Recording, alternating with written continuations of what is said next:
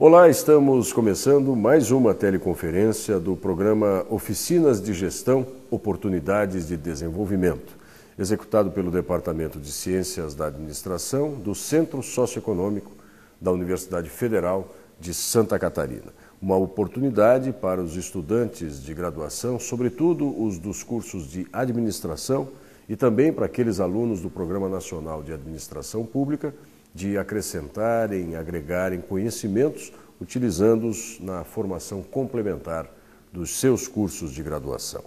O tema sobre o qual nós vamos conversar hoje é perspectivas e prospectivas na gestão.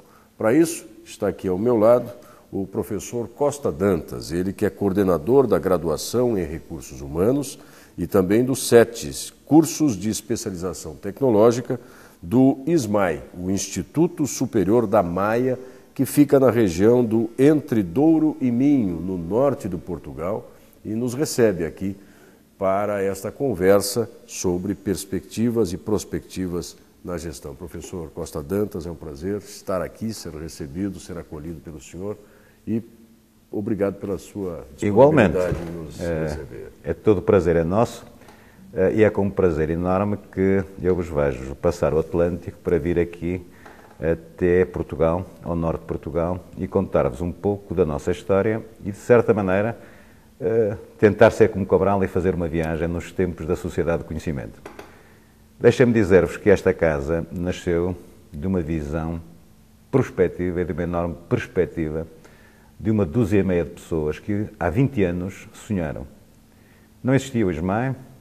Havia uma universidade do Estado muito institucionalizada no Porto, que era a Universidade do Porto, enorme. Havia no Minho, mas alguns professores, alguns autarcas sonharam, pensaram e tiveram uma visão de criar, nesta região que sempre foi tradicionalmente uma região agrícola muito importante, desde o século XVIII, XIX, tinha já um setor industrial bastante desenvolvido, mas com um certo conceito de independência que o Norte tem e de autonomia que o Norte tem, meteram pés a caminho e resolveram fundar o ISMAI. Deixem-me dizer-vos, eu na ocasião, para entenderem a criação do ISMAI, tinha estado na Universidade do Minho, em Braga, a minha cidade natal, tinha estado numa outra grande universidade aqui no norte de Portugal, que era a Lusíada, e fui convidado, no primeiro ano da existência desta casa, a abraçar este projeto. Curioso, quando para cá vim, tinha 172 alunos. Isto foi há 20 anos, 19 anos. Hoje o ISMAI, felizmente, tem 6.000 alunos. É a universidade que mais cresce em Portugal. Posso dizer-vos que, em algumas áreas, em algumas graduações que temos, não há desemprego, concretamente em recursos humanos. Não tenho gente para colocar. Formamos uma rede muito sistematizada em termos de mercado. A imagem é ótima e trabalhamos com enorme prazer. O lema, concretamente da graduação em Recursos Humanos, é gente que tem o prazer de ser gente, que nos permite ser gente. E vivemos, de facto, um ambiente de rumaria, e esta rumaria, entendendo-se no conceito clássico da palavra e etimológico, o romeiro era aquele que é a Roma. E não imaginamos, como hoje não se imagina ainda quem vai para Santiago de Compostela, tristeza, alma penada. Pelo contrário, imaginamos que o romeiro vai feliz, canta, faz grupo, faz equipa e tem um objetivo que é chegar ao santo. Não chegar primeiro, mas chegar com os outros, todos, ao santo. E aí cooperam e aí são gente. Não sei se sabem, e penso que é muito o lema do curso, mas os romeiros de Santiago tinham 3 pressupostos mentais, que era serem colegas, e o colega vem do latim. E os espanhóis dizem hoje, llega, quando llega, o colega é aquele que chega conjuntamente ao santo, porque ao longo do percurso partilhavam o mesmo pão, transformavam-se em companheiros, como pão é aquele que come o mesmo pão, e porque ao longo da distância era muita, havia uns albergues, umas casas, que tinham umas camaratas, uns espaços grandes, onde tinham escatres, umas camas e uma água para lavar os pés e tratar das feridas, e transformavam-se também em camaradas, aquele que usa o mesmo espaço. Este é o lema muito cada casa do curso, porque se conseguirmos ser colegas, companheiros e camaradas, as romarias e os romeiros, de certeza, que chegam a bom porto. E penso que é este o nosso lema. E aí, falando nas perspectivas e prospectivas, eu sou um otimista. Sou otimista por uma razão, ou três, uma ou duas, três razões muito simples. Uma, tenho uma filha, uma neta, 2 filhos fantasticamente interessantes e bonitos. 2, porque os meus alunos são fantásticos. 3, porque os pais que eu conheço têm todos filhos fantásticos e eu não tenho razão nenhuma para duvidar dos filhos dos outros. Dirá você o que é que isto tem a ver com a gestão. Eu acho que um otimista é um realista. Um pessimista é um realista também. Só que o otimista é um realista com boa autoestima. O pessimista é alguém que se diz realista, mas com baixa autoestima. Nos tempos que correm, acho eu, nós temos muito a aprender com os nossos homens de 500. Isto é uma conversa entre o Brasil e Portugal. Os nossos antepassados, e quando digo nossos de Portugal, nossos do Brasil, porque são nossos, sim, são comuns, são comuns, aprenderam uma coisa fantástica. Uma, é que o Atlântico unia-nos a outras terras. 2, que só se conseguiam descobrir novas terras quando se esquecia de vista a terra da praia, a terra de partida. 3, que os cabos tremendos, aqueles cabos que o Camões tanto bem relata, os adamastores, sempre se tornam em cabos da boa esperança quando ultrapassados. E acho honestamente que o Brasil e Portugal, e eu tenho o prazer de trabalhar nos dois lados, que andaram 400 anos, quase 500 anos, a fazer de conta que não houve história. Acho que somos 2 povos fantásticos. E se eu tivesse dúvidas sobre as perspectivas e prospectivas da história, bastava nós ligarmos Portugal e Brasil, disso fazer uma bandeira, e nós seríamos todos romeiros a levar uma nova mensagem ao mundo, com toda a sinceridade. E porquê? Somos otimistas, gostamos da vida, e se encararmos isto com um pouco de planeamento, com um pouco de objetivos, com o tal espírito do romeiro, de certeza que não faltam santos na nossa vida. E aí as promessas são cumpridas, o sonho faz-se, e como dizia também Pessoa, de tantas pedras que nos aparecem no caminho, eu hei de juntá-las todas e fazer um castelo. E se assim for, tudo muda.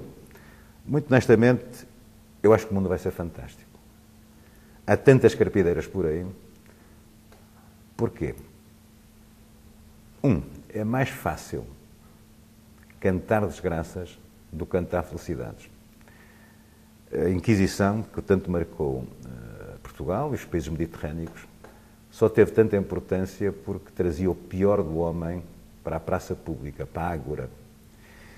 Usando quase uma brincadeira entre a ágora, que é a praça, e o agora, eu poderia dizer que se nós tivermos capacidade de pensar dialeticamente e não pensar no ponto N, mais um. No outro dia eu recebia um mail do Brasil que achei fantástico, com uma coisa que me entusiasmou, que era uma criança que definia o que era o hoje. Deixa-me pensar. E o hoje para essa criança era o amanhã do ontem. E se nós pensarmos que o hoje é o amanhã do ontem, na realidade, pensar perspectivas, pensar prospectivas, o que é que significa? Significa o desembrulhar-me do presente, não ter a certeza que o passado, que é uma âncora de certeza, e deixar-me ser visionário do futuro. Falamos em visão, em gestão. Nós, professores universitários, normalmente não gostamos de associar a palavra visão a visionário e missão a missionário. E aí temos o romeiro. Se querem a minha opinião, eu acho que os nossos alunos, os nossos empresários estão fartos. Eu diria até enjoados de professores que ensinam a evolução. Eu tenho alguns homens que marcaram a minha vida.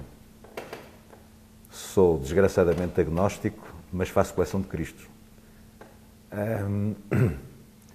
Mas li há pouco tempo, e vocês leram nos jornais, que no Irão uma mulher ia ser apedrejada por cometer adultério. Há 2000 e tal anos houve um homem que fez o mesmo, que quando alguém apresenta uma mulher adúltera, ele disse, bom, atirem a primeira pedra. Se hoje nos chocamos por alguém ser condenada por adultério, Na ocasião, esse indivíduo transgredeu tanto que foi crucificado. Agora notem, eu penso que pensar é transgredir. Eu penso que definir cenários, definir perspectivas é transgredir. Picasso, por exemplo, Salvador Dalí, meu pai transgrediu. Meu pai foi imigrante clandestino, foi daqui para a França a pé. Passando as fronteiras, passando pela polícia política portuguesa, pela espanhola, e foi um visionário porque era analfabeto e queria que os filhos não fossem. O meu pai era agricultor, eu cheguei a andar muitas vezes à frente do gado, alimentando-me, aquecendo-me no focinho dos animais, literalmente. E felizmente meu pai, que tinha 5 filhos, e a minha mãe disseram, não, eles vão ter que saber ler e escrever, vão ter que ser gente. Transgrediram. E este transgredir é pensar diferente.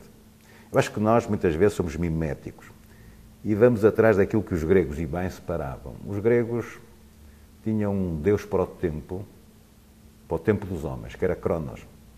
Mas tinham um tempo para o Deus, tinham um Deus para o tempo dos deuses, que era Kairos. O que é que eu acho que nós temos que fazer hoje nas universidades, nas empresas? Fazer essa dialética. Dar aos nossos alunos, aos nossos empresários, o poder do Deus Kairos.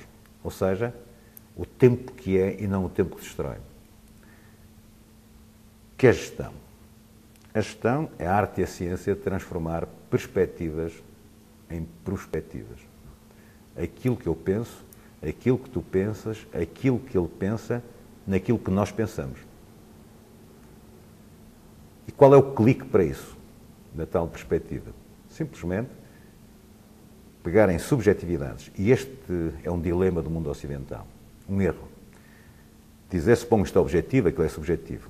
O que é objetividade? Nada mais, nada menos do que 2 ou mais subjetividades de acordo. E andamos a enganar. A objetividade são subjetividades de acordo. Eu estou mesmo convencido que esta época de crise vai parir um novo homem. E vai parir uma nova empresa. E é uma coisa que eu sei. A minha neta tem 3 anos. Não vai querer escolas, universidades e empresas e cidades e ruas como as que temos hoje. Estou mesmo convencido que ela que vai saber que não faz sentido nenhum continuarmos a pensar que o homem vai ter uma época do seu instrumento. Foi a idade da pedra, do ferro, do bronze, disto e daquilo. A minha convicção profunda, e essa será a revolução copernicana do século XXI, é que ela vai querer uma sociedade do homem, centrada no homem. E a partir daí, muitas das coisas que nós pensamos como sendo aquelas que são hoje fantásticas, serão tão somente resto. E o resto, por definição, é resto. É aquilo que não presta, que não serve. Acho que nos está a faltar, eu não sei qual será a palavra, não gosto da palavra espiritualidade, neste sentido que vou usar, mas está a faltar ao século XXI o encontro consigo mesmo. Talvez aquilo que os gregos chamavam do ethos, ou ethos. Sócrates dizia que o homem que nascia com o ethos e depois tinha o ethos, que era a tendência para o bem. Eu sei uma coisa, é que tenho alunos fantásticos, tenho gente fantástica. E só me resta uma hipótese, é aprender com eles a ser fantástico e desafiá-los a transgredir. Repito, Picasso foi grande mestre porque não foi bom aluno. Salvador Dalí foi um grande mestre porque não foi bom aluno. Se alguém transgredeu tanto como uma Teresa de Calcutá, como um Cristo, de certa maneira, com a forma de ser Papa de João Paulo II, o homem que veio da Polónia, com tanta gente boa a transgredir e nós a pensar que eles tinham sido bons, no sentido de ser seguidores.